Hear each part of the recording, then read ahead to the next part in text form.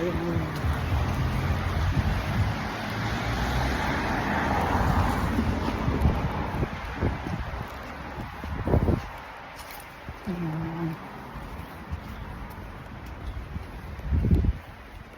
Kasamang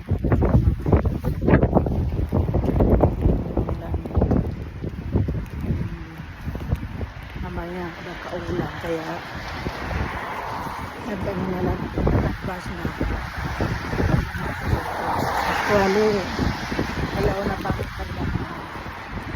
pero nag-advance na lang kasi mahirap na po.